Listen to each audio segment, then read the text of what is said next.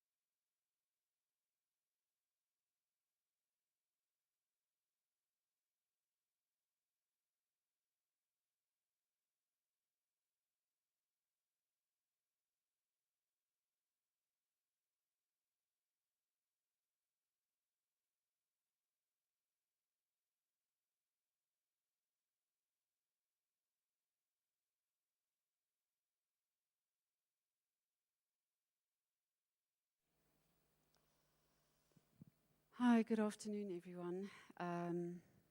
Thank you all for joining today. I want to thank you all for the incredible love and support that has been poured out during this time. It is truly a shock and a great loss to the whole of South Africa, not just the family. With all the support, I just realized all over again how loved and respected Mike was. He was, and I think always will be, a true gem to all of us. So I was married to Mike, and I kind of feel I still am. And as many of you know, I started dating Mike after a little Facebook faux pas when I accidentally poked him. My daughter, who's here, heard me swear like never before. And I said, "How do you unpoke someone?" So that never happened. And I sent him a message of apology. And I said, "I am so sorry." He said, "No problem. Let's have a glass of wine, then we can chat about it." And then we got together for dinner, and we've been together and inseparable ever since. What drew me to him, I would say, was his intellect, his inquisitive mind. To say his vast general knowledge is putting it mildly, because it was incredible. And his absolute love for life. He was captivating and passionate, and I'm sure, as all of you know, his presence filled any room. I found out pretty soon, too, that he was a very generous man, with his time, his resources, and with his love to those he knew and even to those he didn't know. But he was generous in the truest sense of the word. Nothing was done with expectation or to feed his ego.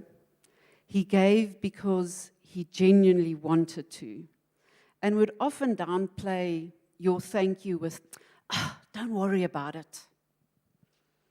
Mike loved the simple things in life: a braai, a good view, pizza at Del Forno, his much-loved house with an incredible view, and of course a glass of wine, maybe sometimes a bottle. He also loved cooking, so much that a simple dish ended up involving every pot, pan, utensil, and the wall. And although this quite literally drove me up the wall, it was done with love and passion. Promise, our helper, who has worked for Mike for 14 years, said to me yesterday, "Please, can you sometimes just make a mess in the kitchen so that I can clean it up?" And she said she's going to miss ironing his big and tall shirts. Even in Mike's ICU days, he stayed true to his character, adding a bunch of flowers for me and some Lindt chocolates to the 60-60 order from Checkers, and telling me not to worry about anything, quoting one of his favorite memes, "No drama, llama."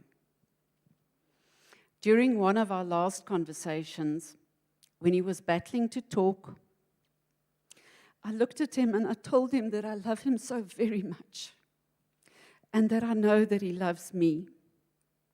He looked at me with his big blue eyes, he smiled, and he nodded.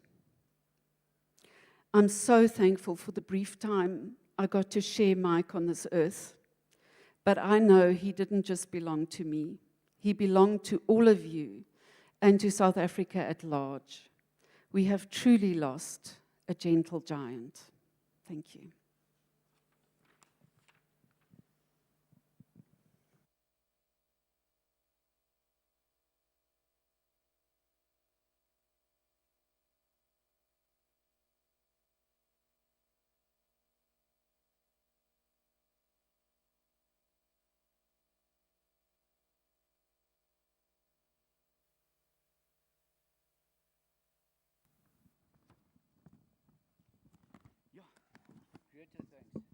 That was incredibly heartfelt. The love that you and Mike had was totally palpable in the way that you took care of him and that you helped him after he was diagnosed was truly incredible. When I last saw Mike in hospital, he actually told me how lucky he was to have you by his side and how much it boosted him when you used to bring Rudy to visit. Yeah, on behalf of Greta, Rudy, Dr. Laura, Klaas, and the rest of Mike's family, welcome to all of you who've come here to pay their respects and to say farewell to a man who, as Greta says, is truly going to be missed. I think before we start, just a couple of housekeeping announcements. I think the first obvious one is, please put your phones on airplane mode or put them off if you haven't done it already. Second, when the service is over, just please allow the family members to exit the church first. Third, we'll be getting together in the hall after the service to raise a glass. Mike would have wanted that. And yeah, while we're there, I just want to suggest that nobody tells any economist jokes in the hall because there's quite a few of them here. And I don't know how they are. I mean, they're generally pretty timid, but I don't know how they are after a few glasses of wine. And I was asked to add, please don't steal any of Mike's mementos that are lying in the hall. I shouldn't be able to say, I shouldn't have to say that, but yeah. Folks, today is really, it's about celebrating Mike's life. Sharing his memory, sharing some of the memories about him, sharing his achievements, and of course, some of his stories. Some of Mike's friends will speak either by way of video recordings from overseas or up here. Unfortunately, time-wise, we won't be able to have everybody who wants to say something. This isn't a religious ceremony. There won't be hymns and sermons. And yeah. So and let's try and keep it sort of lighthearted.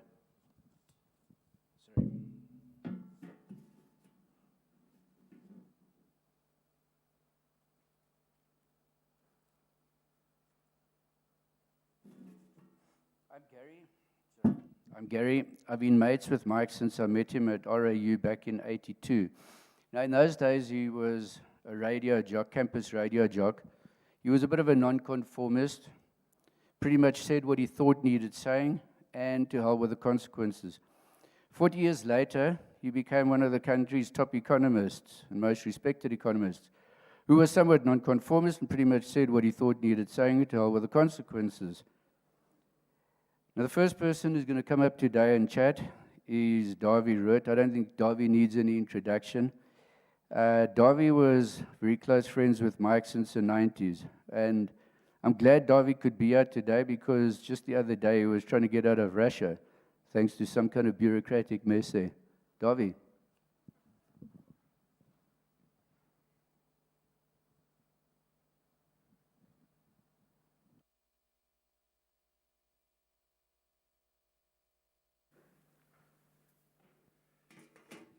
Dankie Greta en Rudy vir die geleentheid om vanmiddag 'n paar goed te sê. Oor Mike, my goeie vriend Mike. Maar ek moet vir julle sê, ek moenie hier wees nie. Ek is nie veronderstel om eintlik hier te wees vandag nie. Ek is veronderstel om eintlik op die telefoon te wees en met Mike te praat. Maar daar's 'n klomp ekonomiese statistieke wat nou onlangs bekend gemaak is en ek en Mike is veronderstel om dit te bespreek en daaroor te praat. En Mike sê natuurlik soos gewoonlik so en weer iets vir my uitgewys het wat ek ernstig gemis het. Oor die werkloosheidssyfers in Suid-Afrika wat so verskriklik hoog is. En die verskriklike armoede, en ernstig sou hy 'n verslag gelees het wat ek ergens iets gemis het. En ons het daaroor gepraat het, en ons het heftig verskil het, en gedebatteer het, en so af en toe sy my miskien iets toegesnou het, of ek vir hom iets toegesnou het. Maar dis die aard van ons verhouding, maar dis reg so. Want in die proses het ek baie by Mike geleer. Hy het ons ook iets te vertel gehad het oor die brandstofheffing, wat die politici nou weer een of ander ding aangejaag het en verkeerd gedoen het. En dan sou hy ook vir ons vertel het en ons sou saam gedebatteer het oor hoe lyk die toekoms van Suid-Afrika en wat met Suid-Afrika gaan gebeur. Ek is seker Mike, en hy het dit ook al vir my by vele geleenthede gesê, dat hy deel, en ons deel, ons vreeslike bekommernis oor die toekoms van Suid-Afrika en wat alles besig is om te gebeur in hierdie land. En hy sou waarskynlik 'n paar byvoeglike name woorde bygevoeg het in die proses. Mike was natuurlik die man met die baie groot stem, die groot man met die baie groot stem, en die man met die baie groot hart, wat altyd tyd gehad het vir mens. As jy hom baie keer bel en hy kan nie met jou praat nie, sal hy net vinnig optel. As jy luister ek praat, kan nie nou met jou praat nie, ek bel jou later. En dan het hy jou later gebel op een of ander stadium. Ek kan nie onthou waar ons mekaar die eerste keer ontmoet het nie, maar ek kan baie goeders tussenin onthou. Party van die goed kan ek nie so goed onthou nie, wat miskien maar goed is. En ek onthou baie kere wat ek en Mike by mekaar gekom het, en wat mense nie, ek en hy was altyd bachelors op daai tyd, moet ek dan ter verdediging sê. Mike het geen ontzag gehad vir status en vir belangrike mense nie. Dit is presies wat Gary nou gesê het, wat hom kort in die moeilikheid laat kom het. Ek weet eendag het ek 'n oproep gekry van 'n leier van 'n politieke party wat my gevra het of ek wil staan in die politiek vir sy party. En hy het ek het hom gesê nee, ek staan nie belang nie. Toe vra hy vir my of ek 'n ander ekonoom ken wat sou bereid wees om vir hom te staan. Dit is so dit is 'n verwysing na Gary se verwysing na sy DJ jare by RAI. En ek bel toe vir Mike en ek sê vir Mike, luister, hierdie ou wil hê ons moet vir hom staan en of jy bereid wees om vir hom te staan. En Mike met sy groot stem eers bars uit van die lag en toe praat hy hard. Hy sê not a piep piep piep, gaan hy my weer fire. Was die woorde gewees. Dit het toe later uitgekom, dis die einste Martinus verskalk wat hom gefire het. Toe hy iets gesê het oor of die nasionale party of iets oor godsdienst gesê het by UJ. Of by RAI, en hy het gesê, not die piep, gaan hy my weer 'n keer fire. Wel, dit was die einde van sy politieke loopbaan wat hy kon gehad het. Ons het ook 'n restaurant gehad, ek en Mike, back to basics, hy bel my eendag en hy sê, R80,000 nodig, ons moet hierdie restaurant, ek sê nie, dis reg. Dit het nie baie goed gewerk, hierdie restaurant ding nie. Ek en Mike het baie hard probeer om hom winsgewend te drink, dit kan ek julle die versekering gee. Op die eind moes ons maar bes gee, en ek dink ons het albei baie belangrike les daar geleer, en dit is 'n les dat dit baie moeilik is om besigheid te doen in Suid-Afrika. En van toe af het Mike nog altyd 'n sagte plek gehad vir klein sake veral. Maar ek dink wat hy werklik onthou sal word, ten minste as ekonoom, natuurlik as mens, maar as ekonoom, is dat ekonomie vir hom was, die syfers was maar net daar 'n soort van terloops. Hy het die syfers gebruik om sy eie idee te vorm oor goeders en nodig gewees het om iets spesifiek te bewys. Maar die syfers was 'n soort van 'n bysaak gewees. Wat dit vir Mike oor gegaan het, was oor die mense. Dit gaan oor mense, want dit is waaroor ekonomie gaan. En dit gaan nie oor wisselkoerse en rentekoerse en dit alles nie. Dit gaan op die eind net oor mense, en dit is inderdaad waaroor Mike se belangstelling gegaan het. Dit, en natuurlik musiek, en natuurlik om 'n lekker party te hou saam met die mense wat vir hom lief was. Sy insig was verstommend geweest, en sy kennis oor die ekonomie, en sy het altyd 'n gevoel gehad vir 'n ding, hy het 'n sintuig gehad, 'n ekstra sintuig, om ernstige ding te gaan soek, en dan gaan soek hy dit, en dan kry hy dit altyd. En nou wonder ek, vir wie gaan ek nou bel? Dankie.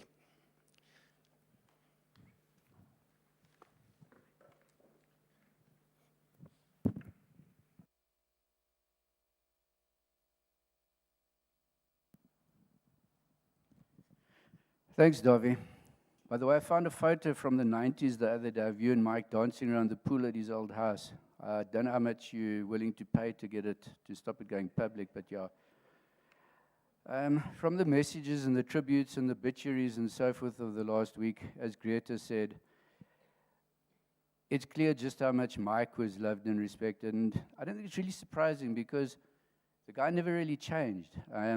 I think he always really stayed the same, down to earth. What you see is what you get. Warm-hearted, generous, boykie from Bonero Park. He always made friends easily, and he was always fiercely loyal to those friends.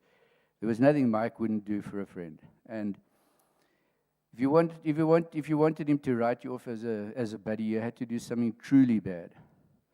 And of course, maintaining those friendships was very easy, because there's nothing Mike loved more than getting together with company enjoyed over good food, good wine, and good conversation. And yeah, lots of us here were privileged to have those long lunches, braais, and dinners with him. So while we're talking, I just want to point out there's a few quotes in the program for the order of service. I see on mine that spellcheck intervened and added a U to mold in the last line of mine. No, I don't know. I think alluding to a fungus might be a Freudian slip on the part of Microsoft Word. because Mike devoted much of his professional life to ensuring that the public wasn't treated like mushrooms. You know the story, being fed poo and kept in the dark.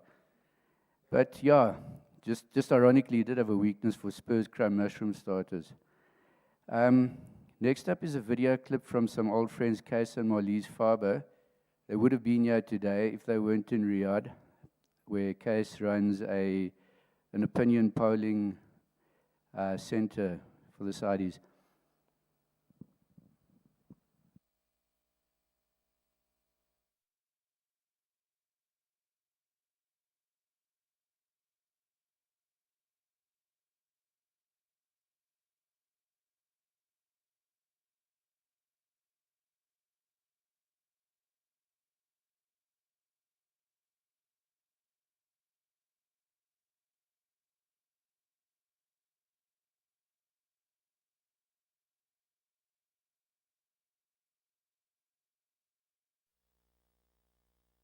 Just a very quick word about Mike.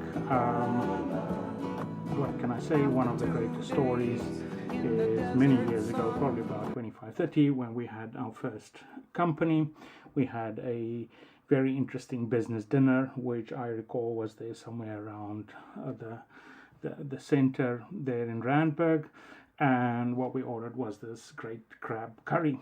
And that was surely an education for me in my life, how to eat a crab curry. You can only imagine, Mike, by the end of the evening, the two of us and this important guests, how it all turned out in the end. But absolutely fabulous, absolutely demonstrating Mike's zest for life.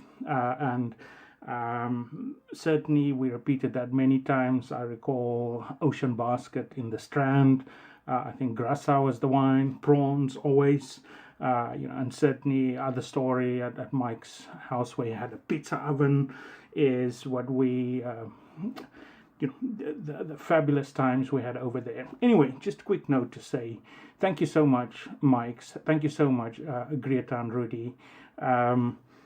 These memories will stay with me for the rest of my life, and every time I have a curry or a prawn, I will have one on Mike.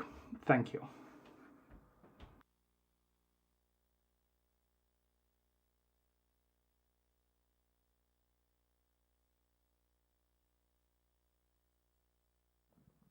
Okay, clips got a bit mixed up there. That was Tilman de Villiers in the UK.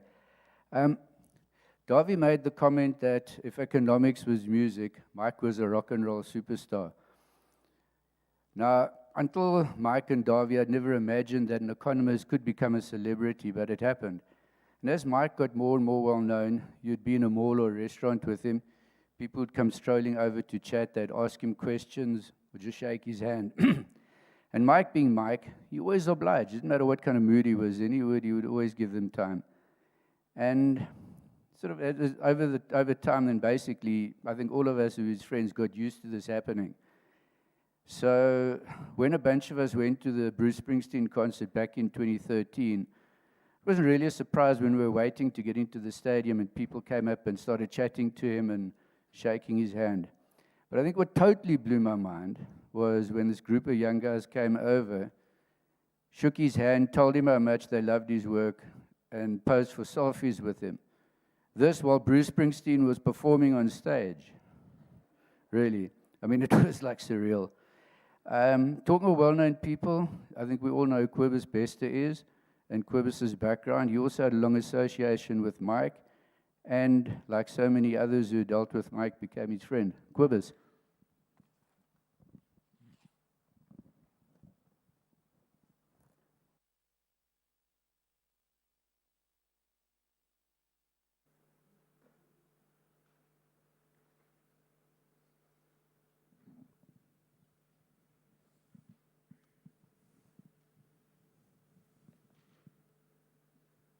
I said in this piece I wrote that Mike has left a huge gap, not only in his family and among his friends, but certainly among the economists and people in that field in this country. Everybody's spoken about Mike's personality, about his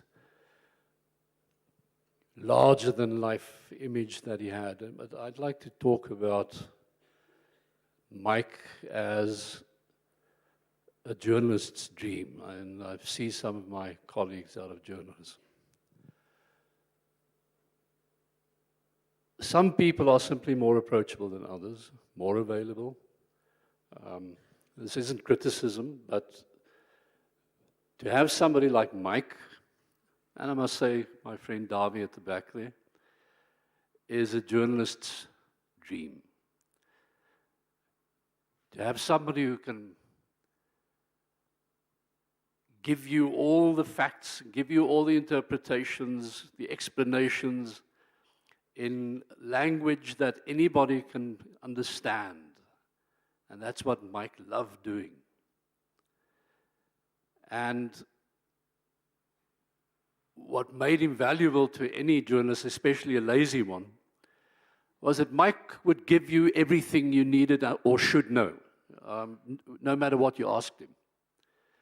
He knew what needed to be said, so you knew also in later stage of my life when I had younger people that I would say, phone Mike Schüssler because he'll know what to say about joblessness or whatever. I could trust Mike, even if I couldn't always trust the journalist, because Mike knew what needed to be said, and that was what made him so incredible. He also knew what needed to be said quite recently to the government of this country. And I'm not sure that they realize or will ever realize what a huge loss Mike is to them. Because he gave them those things that they should know.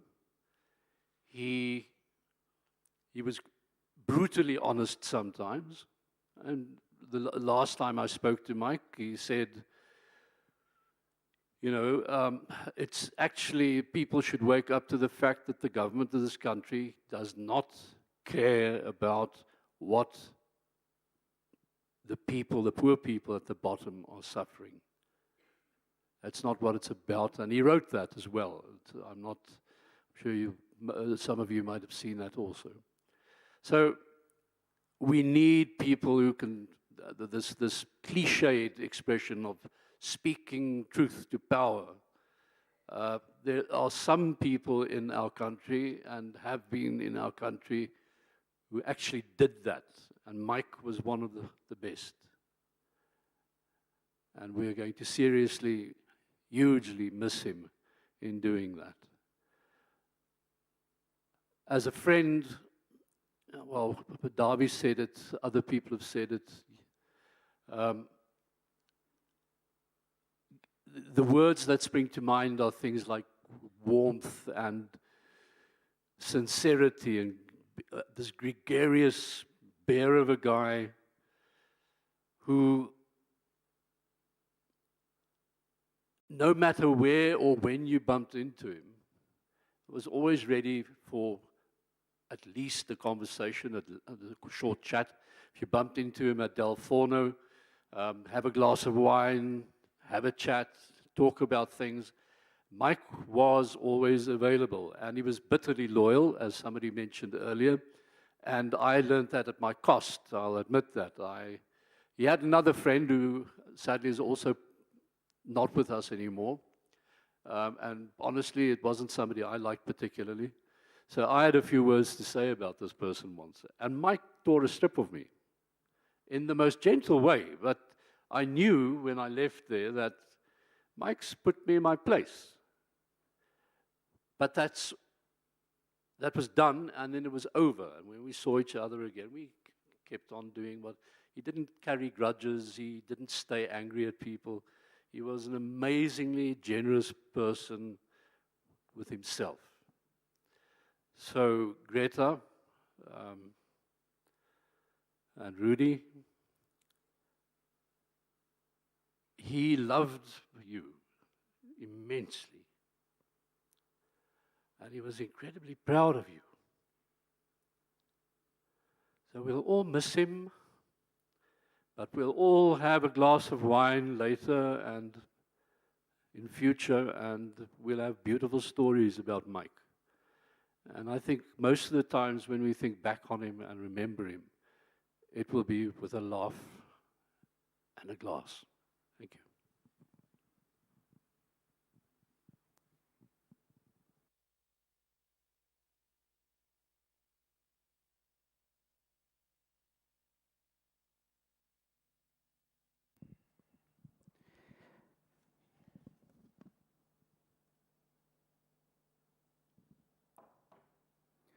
As we know, Mike had numerous clients over the years, including Treasury, BP, SAPOA, the SA Poultry Association, Bankserve Africa, Seatrack Transport, UASA, Safcoal, Brenthurst Wealth, Road Freight Association, the list goes on. And he was also regularly invited to deliver presentations all over the country at various conferences and seminars and so forth.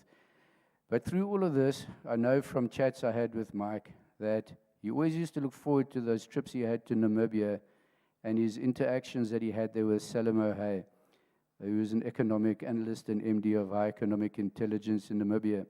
Now, Salim has prepared a tribute to Mike, but he said he couldn't be here today, but it's going to be presented by SQ, Mr. Nchobani. SQ is the senior economist at the Department of Trade and Industry. SQ.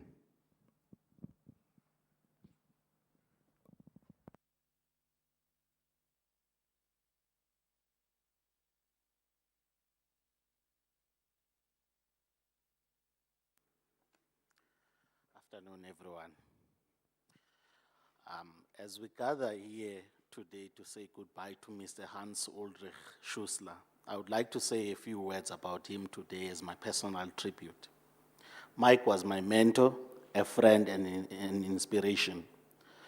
Never in my wildest dreams did I think I would end up as an economist, but that is a story for another day, because I actually did study economics and made it all the way, but I got lost somewhere along the way. I had learned the necessary theory that could make me understand economics, but I had real difficulties translating that into practice. Then I met Mike. He made everything make sense, at least it did for me. You see, they never taught us about real sector in Economics 101. Mike, he filled that gap for me. There is much that we can say about Mike, the person. Today, I choose to remember the mentor he was to me. As I introduced myself earlier, I'm an economist by profession. Mike used to say that everyone in the world needs an economist. They just don't know it yet.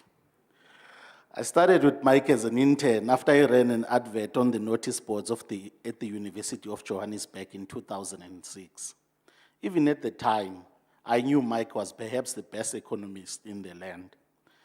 He always emphasized the importance of showing up, doing your best, because in life you never really get to know the actual impact you have on people. He told me everyone matters. So instead of leaving just a mark on them, leave a great mark. We used to consult and do economic updates for TSEC, and Mike would sometimes send me on some of these sessions. Now the briefs could be extremely tough because traders there generally were not very friendly to a rookie economist. But that was Mike toughening and preparing me up for the difficult industry, and those lessons served me well. Mike was larger than life. We shared an office with Mr. Arthur Thompson, who was a complete opposite of Mike, a very calm man, highly organized. Mike, on the other hand, was a raging bull, always ready to rock and roll. Many Fridays after work, we would go to the Thai restaurant, and his favorite dish, crispy duck. He never let a good outing pass. As his last act of kindness to me, he agreed to be a keynote speaker at a high economic intelligence event in Windhoek in December 2021. It was perhaps his way of saying goodbye, and he was happy to learn of the progress I have made. As I conclude this, allow Mike to speak through me once more. Life is short, and yet it is all we have. So when you make a mistake, apologize. Dream big and follow through. Care for the ones you love, and finally, get to know yourself and do good by yourself. To Rudy and Greta, find my deepest condolences. To Louise and the team, we will keep the legacy. Go well, Mike, always in our hearts. Salomo Hey from Windhoek, Namibia.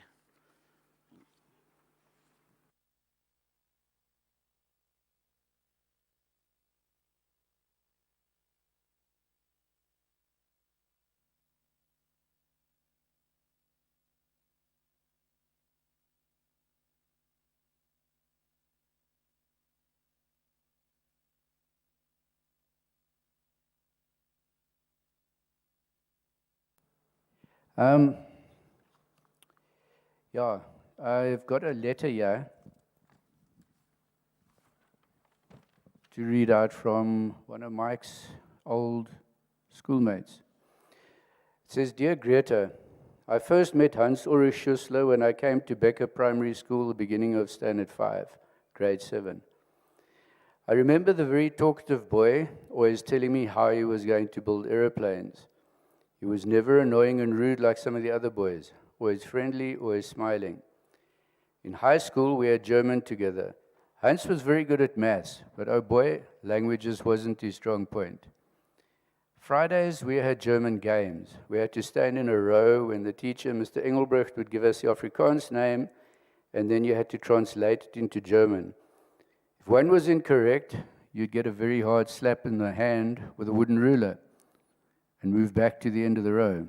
I realized very soon that German was Hans's weakest link, so I made sure I stood behind him so I could get a chance to get the correct German translation, so I wouldn't get a slap on my hand.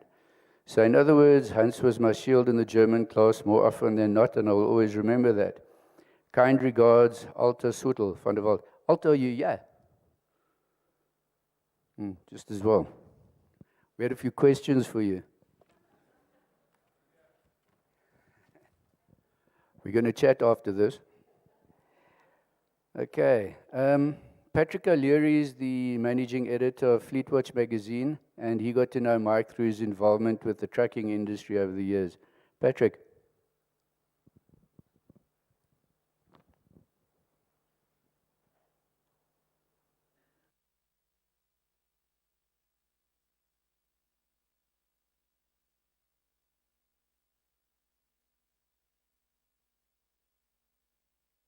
Are you allowed to clap in a church?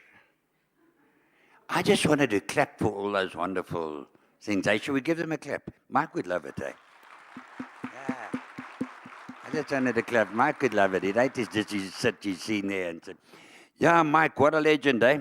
Hey, what a legend. Amazing man. You know, I always, when I grew up, I've been in the trucking industry associated with it for like 46 years as a journalist.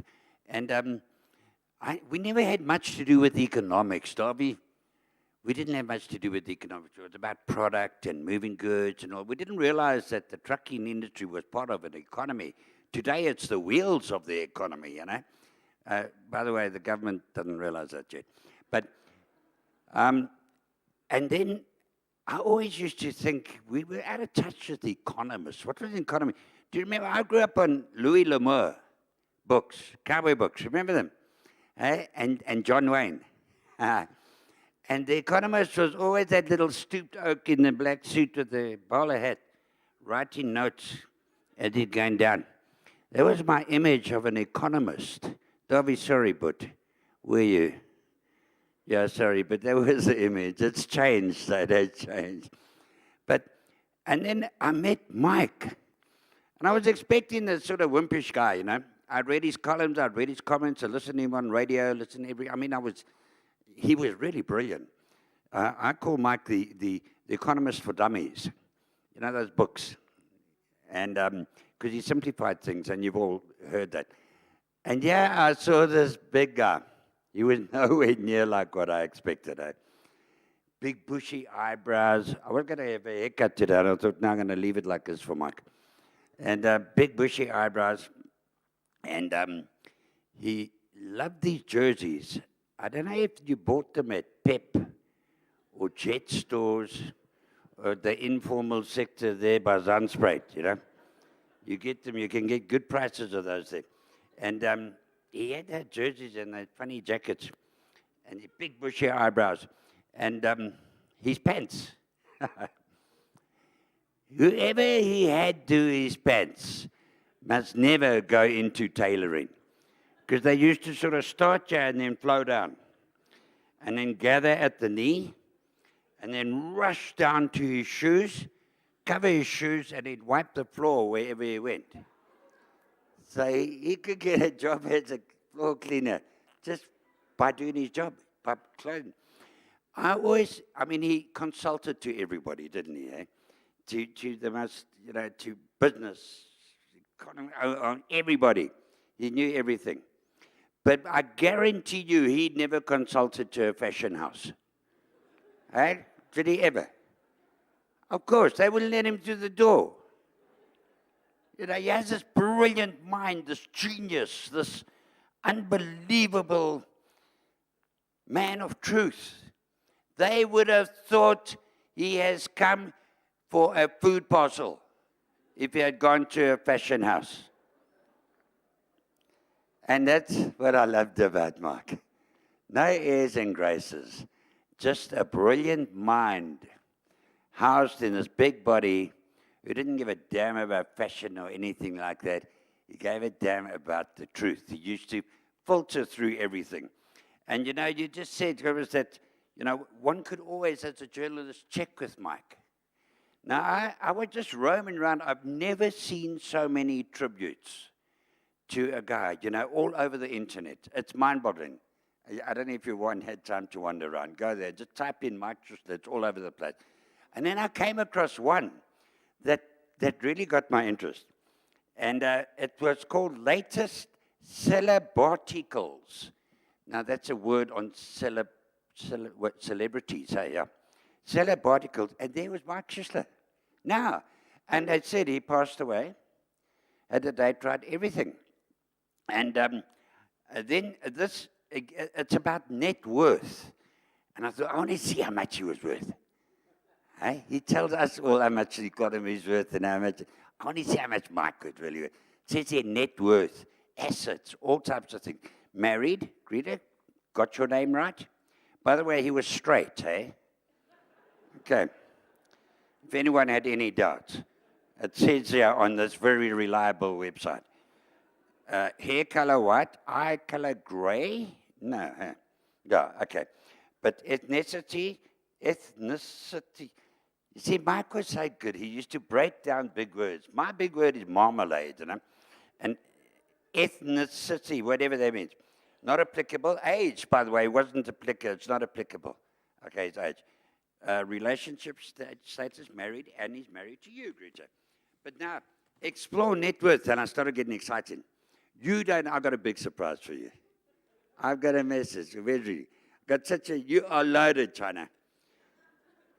Tells you all about Mike as an economist. Guess how much Mike earned a month? Did he ever tell you? Well, according to this, he was probably lying to you, because according to this, it's much more than he told you. He earned $100,000 per month. Okay? So that's a big surprise for you. I hope we got oysters after this and bloody lobsters and not those egg mayonnaise chicken salmis, eh?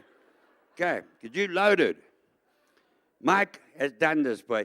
That is 1,563,930 rand a month Mike used to work. That is according to the very reliable Celebarticles website. And now let me tell you, his net worth. That's what I wanted to see, his net worth. Who wants to guess what his net worth is? Anybody? How much? 9 million rand. Dollars. You've been on the same website. His net worth is $9 million. Did you know that? Should we find the caterers now and tell them to chuck those salmis out and bring lobsters? Eh? Net worth $9 million. Now, I want to translate that. Davi, I hope it's right, eh? 140,738,400 rand, give or take a couple of Zuma millions. 140, that's what he was net worth is. You have got a life of luxury. We're going to come. Party on your yacht next year, okay? You can buy one of those Russian ones that are floating around.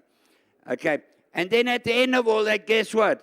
I was so disappointed. They described it as an economist, $100,000 a month. And then at the end he says, oh, I'm sorry, love, it's Mike Schüssler is a professional American actor. I got so excited for you. Now, that is, when a journalist sees that is where Mike was so handy. We could go back to him and say, we've read about Darby as an economist being $100,000 a month, 9 million net worth. Mike, do you think Darby is right? I mean, you know Darby, you know, can you delve into the facts a bit and get it? We'd have to check it out, you know. And that is where Mike was so good, as you said, because you could phone him to check the facts.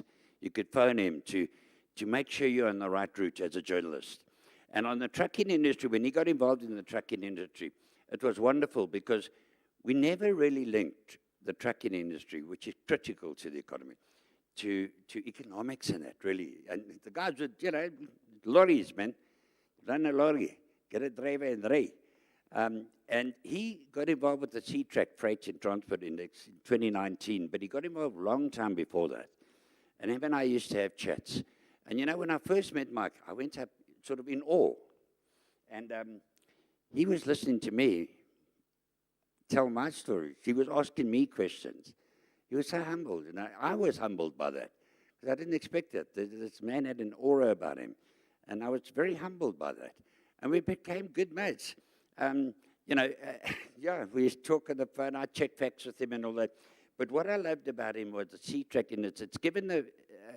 He's good on indices, hey, W, indexes, yeah. He's good on those, marmalade, okay? Remember marmalade. But it's given us an idea. I'll just read you, you know.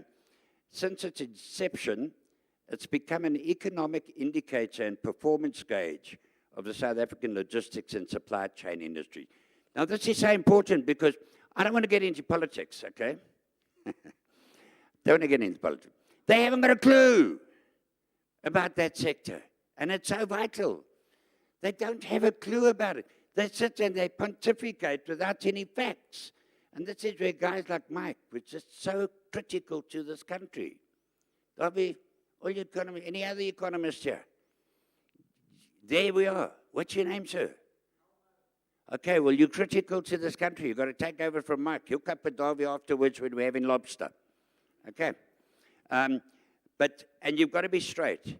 You can't be, silent diplomacy doesn't work in Africa. Look what it did for Zimbabwe when Becky did it. And Mike was straight.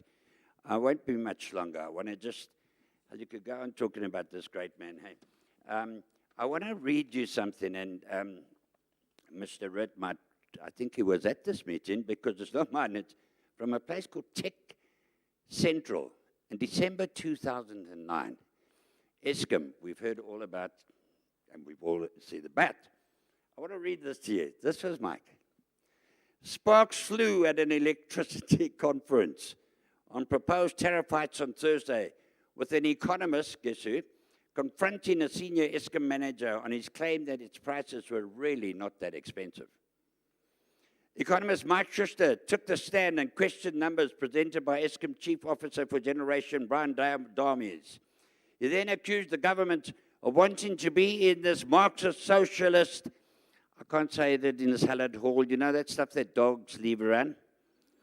Sort of brown, that stuff. We can say poo, I think. Yeah, he said, yeah. He then accused the government of wanting to be in this Marxist socialist poo by providing free electricity to poor. Schüssler's emotional presentation in which he told Eskom, you don't need a, how do you say it in a nice way? A jolly, a finance model. But there was another word that begins with F as well before that. And this was in a live conference in a room with Eskom, with everyone. Now, if that's not pulling punches, that's wonderful. Yeah, it came after Dami's address. Now, at the end of his presentation, there was a middle-aged guy who stood up and said, "Excuse me, Mr. Chairman, could we please watch our language?" Watch our language. You don't tell Mike watch his language. And I'm going to end on that on that note on another bit of language. The last conversation I had with Mike was on the phone, but he couldn't talk well with his thing. But the one before that was on the WhatsApp. And I said to him, "Mike, how's it going with the latest freight index?" And he said, I don't want to say it in this wonderful church, but he said, "Running a bit late due to my cancer story." I asked him, I replied, "How are you feeling overall?" And he said, "Poo, but getting there." You know, and I think that sums up Mike. He didn't say, I made this, I wrote this myself, by the way, okay, it doesn't come with this one here. He didn't say, "Well, my temperature is up and my medical practitioner tells me that my anatomical well-being is a little out of sync with my normal state of physical, mental, and social well-being." He didn't say that. I said, "How you doing?" He said, "Kaka. I mean, poo." And that's what he did. Have you heard politicians say, "I can't understand half of the words I say"? And it was this directness that gained Mike the label of being the people's economist. He was the original, as I say, economist for dummies. In that he would take complex matter, delve into the data, emerge with an analysis of trends that would be understandable to all, and it would be accurate. In a world of noise, in the world of fake news, in the world of political garbage that they will get away with, we need that. I've dressed in black, not because I wanted to be sad today. You can't get, this man makes you happy. And I've got one other color on. Now, I don't know if any of you can see that color. Anyone notice it? You've got to look hard for it. When you see it, it stands out. See that bit of red? And look, when I pull it like that, look how it shines out over the black. Mike used to always find the red. And that was wonderful for this country. We've lost a national asset. But he'll live in our memories. God bless you, Mike. God bless the family. Man, you can be so proud. Hey? Yo, my dad was a piss cat, you know. He drank my inheritance down the tubes. All right? I followed in that way, by the way. I haven't had a drink for quite a while. But and your dad's left you $8 or $9 million? Ah, thank you, ladies and gentlemen. God bless you.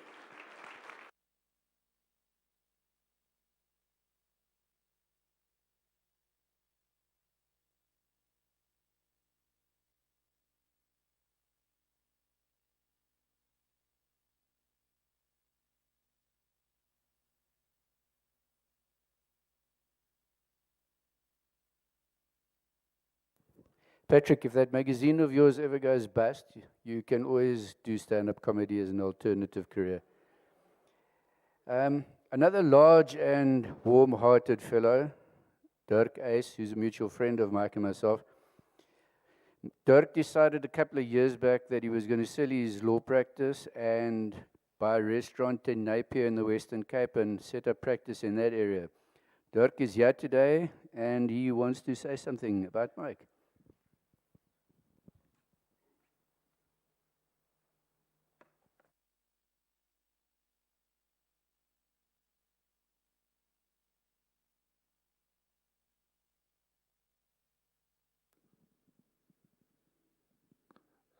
Rudy en Grete, ons is baie jammer om te hoor van julle verlies, en ook die res van die familie.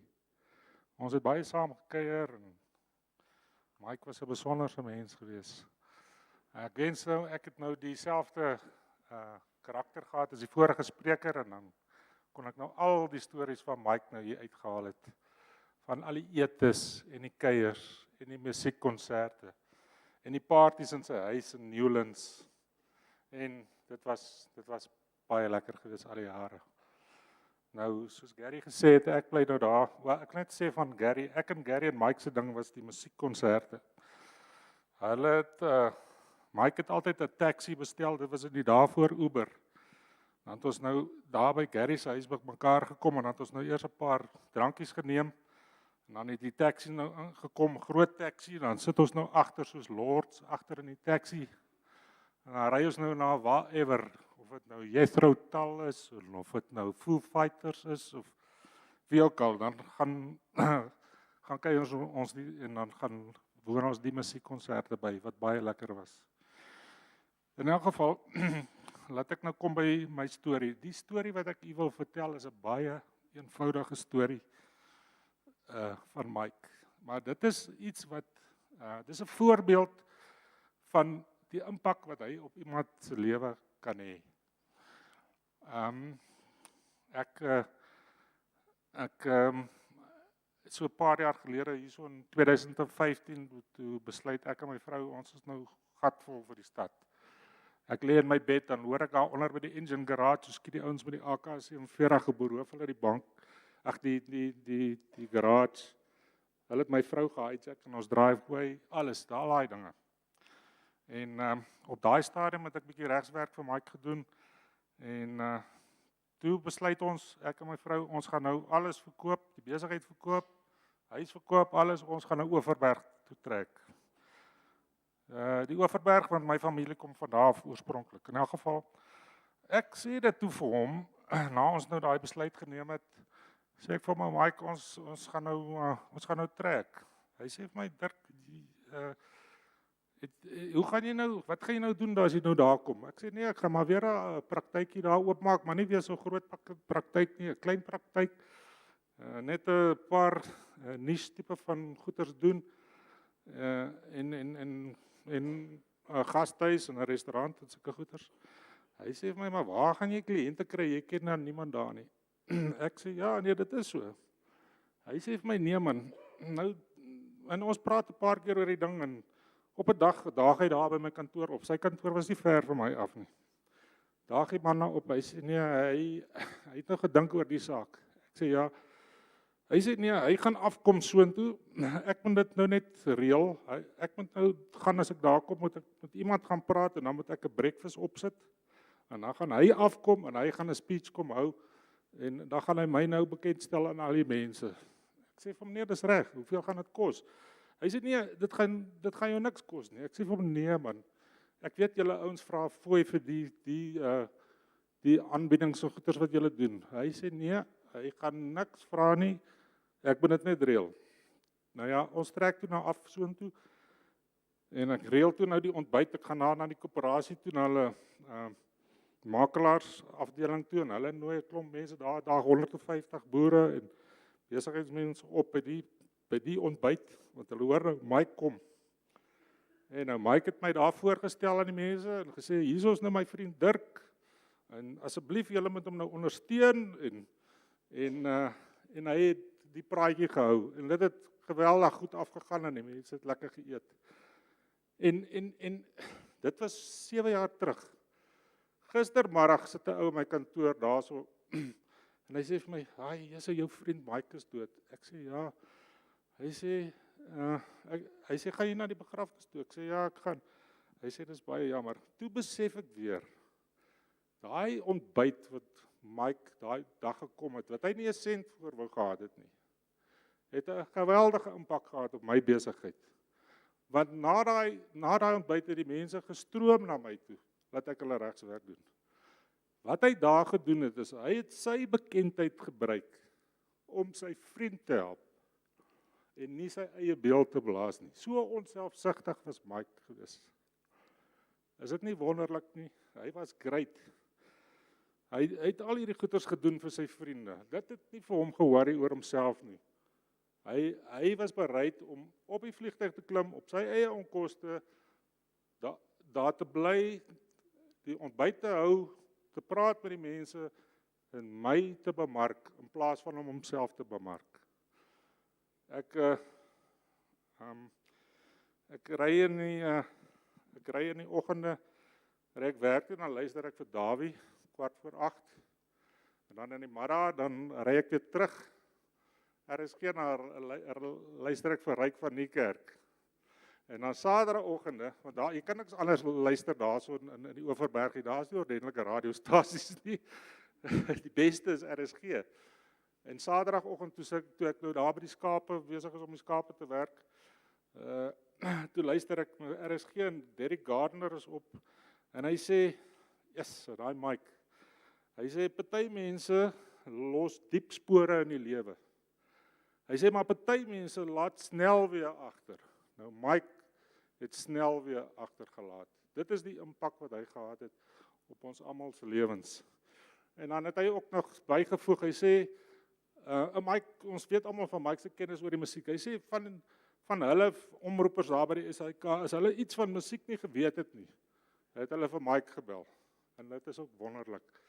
So Mike, rus en vrede, ons was baie lief vir jou gewees, jy was 'n goeie vriend, en jy was goed vir ons almal, en nooit aan jouself gedink nie, net altyd aan ander mense.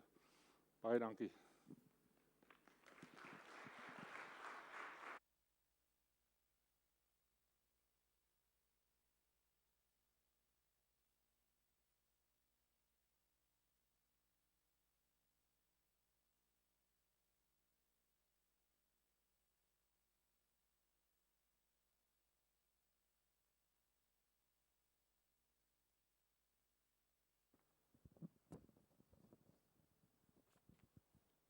Right.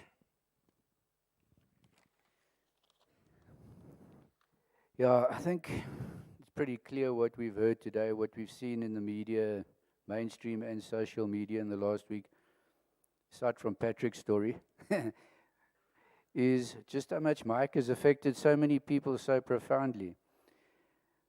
His life ended way too early, but yeah, it's a life that was or is worth celebrating as we're doing today. And I think it's a fitting farewell to someone who, and I'll say this today, I'm very proud to say this, was my brother from another mother. Or, I'd rather put it this way, my boetie from another mutti. To Lotte Laura, thanks to you and Herbert for Mike. As Greta said, everybody close to Mike shared him with the world. Klaas, seems unreal, we're not going to hear you at one of the get-togethers again say, no, by the way, brother dearest, this and this and this. Gonna miss that. Rudy, yeah, your dad was the best, eh? He was hugely proud of you. Spread the love and laughter like you did, please. Greta, you made Mike incredibly happy, and as I said earlier, your support and love when he felt ill was truly amazing. Thanks. To everybody who came here today, those who took part, those who watched online, those who've been sending messages of the past week or so, thanks. And also a big shout out to Greta, Louise, Keith, Johan, Melinda, Belinda, Tyler, and the church and everyone else who helped to put this whole celebration together. Mike would definitely approved of it. It's going to finish off here today with a slideshow that's prepared, that's accompanied by some clips of the music that Mike chose when last year he was hosted by Richard Koch on his classic FM show, People of Note. If you could just stay till the end of the slideshow, and yeah, please, as I said, let Mike's family leave the church before we exit. Thanks.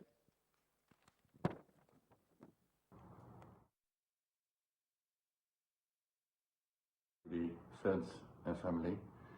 Message from Riyadh for Mike, for Marlies, and Kees. Mike was a dear friend to us, and we will always remember him. He was there with the milestones, the big milestones in our lives, kids' births, wedding. He was an absolute darling friend, and he was generous with his time. He was always there, and for that we will always love him. He was in Paris. He went camping with us and our parents, and we had to stop every 200 meters when he wanted to show a new protea bush or a Boer War block hut. My parents couldn't stop talking about him. Special, original, full of energy, a dear, dear dear friend, and as many have said, he could talk to the people. He cared about South Africa, he cared about his friends, he cared about the economy. He was himself. What you see is what you got. Unique, special, and we feel blessed he has shared his life with us. We're going to miss him dearly, and our condolences is with the family. And all good friends, thinking about you guys, missing Mike forever.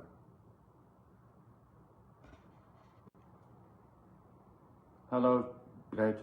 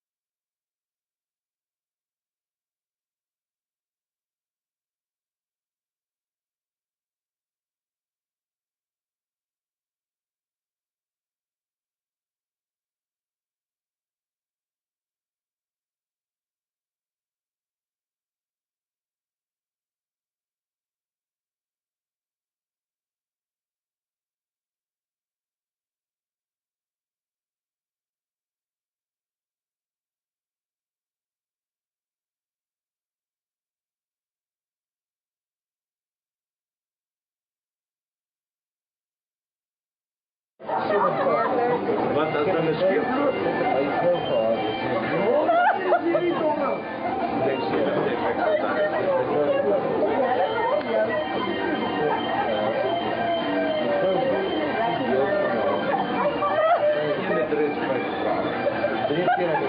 How do you ensure? Why don't you ensure that